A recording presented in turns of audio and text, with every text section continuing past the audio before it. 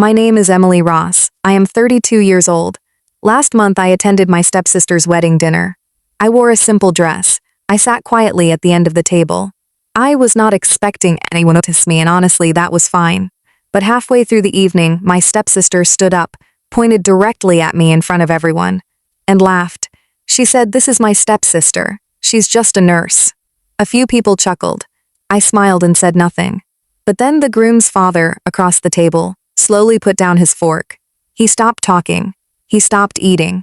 He just stared at my face, like he was trying to reach something buried deep in his memory. And then he leaned forward and said, "Wait, I know you." The table went completely silent. Before I tell you what he remembered, take a moment to like this video, subscribe to the channel, and tell me in the comments what country you are watching from. Now, let me tell you everything from the beginning. The reception hall was already full when I arrived. Music playing, glasses clinking, voices everywhere. My stepsister Lily had always known how to fill a room, and tonight she had filled this one completely. The hall was beautiful. Soft, golden light came from fixtures high above the tables, white flowers everywhere. And in the center of all of it, Lily stood in her dress, looking exactly the way she had always wanted to look, like the most important person in any room she walked into. I stood near the entrance for a moment, holding my gift.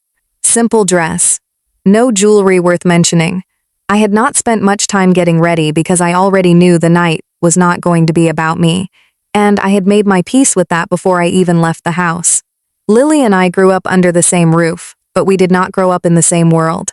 After my father passed away, my mother remarried, and Lily's father became my stepfather. From the outside, we were one family. Inside the house, the line between his daughter and my mother's daughter was never invisible. Lily had private schools and vacations, and a closet full of things that cost more than my monthly groceries. I worked part-time jobs through college and came out the other side with a nursing degree and about $40,000 in student debt. I was not bitter about it. That was just how it was. I loved my work. I still do. There is something about being in a room with someone at the worst moment of their life and being the person who stays that nothing else has ever given me. Not recognition, not money, just the work itself. That was always enough for me. Lily saw things differently. She measured a life by what it looked like from the outside, and nursing, in her estimation, did not look like much. I found a seat near the far end of one of the long reception tables and settled in. A few relatives nodded in my direction. Most people were deep in their own conversations. The food was good. The music was pleasant. I was genuinely happy for Mark, the groom, who seemed like a calm and decent man, completely unlike the type Lily usually brought home. He stayed close to her through the early part of the evening, attentive, patient, smiling at the right moments. I thought he was good for her. I hoped she would be good for him. About 20 minutes into the dinner service, Lily stood up and tapped her glass. The room quieted down the way rooms do when the bride calls for attention. She smiled and said she wanted to introduce someone to Mark's family. Then she turned her head and looked directly at me. I felt it before I saw it, the shift in the room. The eyes following her gaze to the end of the table where I was sitting. She waved me over. I stood up, because refusing would have made more of a scene than going along with it, and I walked toward the main table while the room watched. When I reached her, she put her hand on my shoulder. I recognized that hand, that particular placement, the way it looked like affection and felt like ownership. I had known that gesture since we were teenagers. She turned to face Mark's family, seated nearby, and she smiled the smile I had seen 100 times. The one that came right before. "This is my stepsister Emily," she said warmly. And then she paused just long enough for the next part to land. "She's just a nurse." Light laughter from a few guests. Someone said, "Oh, how nice," in a tone that meant nothing. I felt the heat move up my throat, and I pushed it back down, and I smiled, and I said nothing because I had learned years ago that reacting to Lily in public only ever made me look smaller. I thought it would pass. It usually did. But something was happening across the table. The groom's father, an older man with silver hair and the kind of stillness that comes from having lived through serious things, had stopped eating. He was not looking at Lily. He was not looking at Mark. He was looking at me, carefully. The way someone looks at a word they almost recognize in a language they learned a long time ago. Mark noticed. "Dad," he said quietly, "you okay?" The older man nodded without looking away from me. Fine, he said, just thinking Lily had already moved on. She was talking about the honeymoon, Italy, the Amalfi Coast, all the things she deserved. The table around her laughed and congratulated them, and the conversation flowed the way it does at weddings where everything is supposed to be easy and light. But the groom's father placed his fork down slowly and leaned back in his chair, and I could see him moving through something in his mind, the way you move through a drawer you haven't opened in years, carefully, not wanting to miss what you came for. After a moment he turned to Mark. What did she say her name was? He asked quietly. Mark glanced at me. Emily. The older man repeated it. Emily. The name sat in his mouth like something he was tasting. Lily laughed softly from across the table. Don't worry about Emily, she said in the tone she reserved for things she found slightly ridiculous. She basically lives at the hospital. A few polite smiles. But the groom's father did not smile. He looked at me again, and this time he spoke directly to me. I apologize, he said. Have we met before? I told him I wasn't sure, that I meet a lot of people through work, that it's possible. He nodded slowly. That makes sense, he said. But he kept thinking. The answer was close, and he knew it, and he was not going to let go of it. The band started a louder song, and most of the table moved toward the dance floor. Lily pulled Mark by the hand, and the energy of the room shifted away from us. Within a few minutes it was just me and a few older guests, and the groom's father still seated, still quiet, still somewhere inside that memory. He looked at the dance floor for a moment, and then back at me. I'm certain of one thing, he said quietly. Wherever we met, it mattered. Then he stood and walked toward the music. For the rest of that set I sat with that sentence. Wherever we met, it mattered. I turned it over slowly. I served hundreds of patients every year. Faces blurred together after a while, not from indifference but from volume. I could not place him.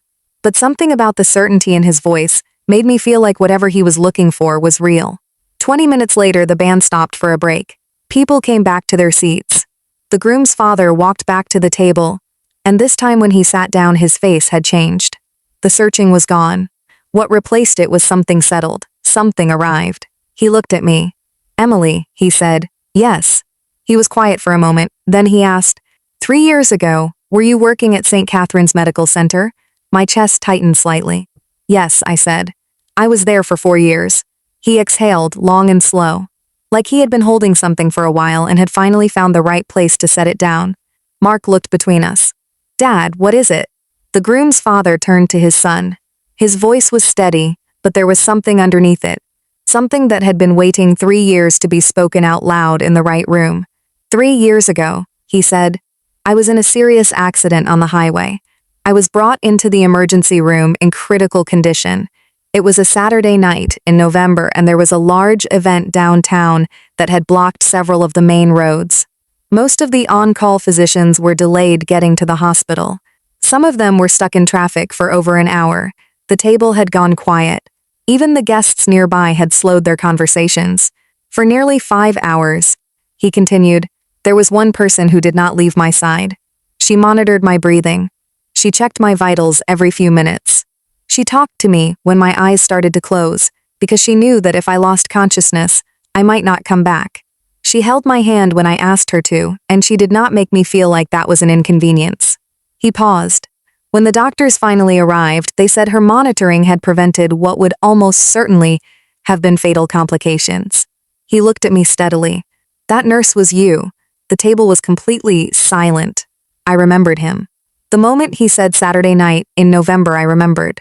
A man brought in alone. No family reachable. Vitals dropping slowly in a way that looked stable until it wasn't.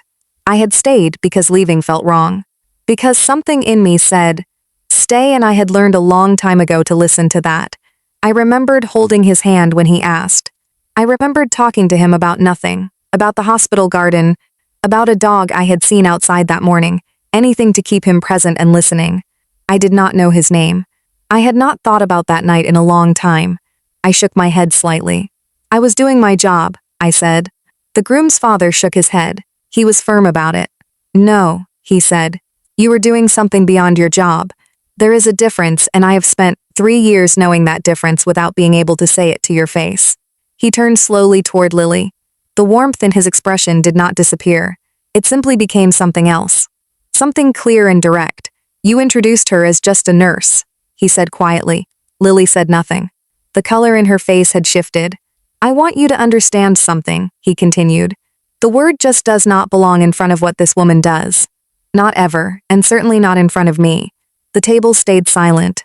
A few guests nearby, who had heard everything, had stopped pretending to look elsewhere. Mark stood up from his chair. He walked around the table and stopped in front of me and extended his hand. Thank you, he said. I grew up with my father. He taught me everything. He was there for every important moment of my life. He is sitting at this table tonight because of what you did. I don't have words for that. But thank you. I shook his hand. I told him his father was a strong man, and that strength had a lot to do with it.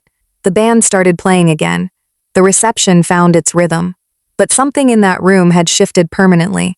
People looked at me differently for the rest of the evening, not with pity, not with the polite acknowledgement reserved for the quiet relative at the end of the table. With something genuine. Lily was quiet for the rest of the night. I did not look at her often, but when I did, her expression was difficult to read. Not quite shame, not quite understanding. Something in between that I hoped one day would become the latter. I left before the final hour, said goodbye to a few relatives, thanked the catering staff the way I always do, because it costs nothing and means something, and walked out into the cool night air.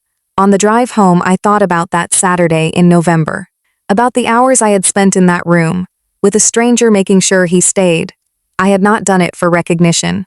I had not done it thinking about what it might mean 3 years later in a wedding hall, with flowers on every table, and his son sitting across from me. I had done it because he was a person who needed someone to stay, and I was the person who was there. That is what nursing is. Not a title, not a status, not something that exists below or above anything else on a list of impressive things to say at dinner parties. It is the decision to stay when staying is hard, to keep your hands steady when everything around you is not. To treat a stranger's life like it is the most important thing in the room, because in that moment it is. I have never needed anyone to understand that. I have never needed the recognition or the moment or the room going quiet. But I will not pretend that night meant nothing to me, because it did. Not because I was seen, but because for one evening, the truth of what I do, every single day, walked into a room and introduced itself without me having to say a word. Some things do not need to be announced. They simply need enough time and the right moment to become visible. If this story stayed with you, leave a heart in the comments. And tell me, has someone ever underestimated what you do and then had to take it back? I read every single one. Subscribe so you never miss the next story.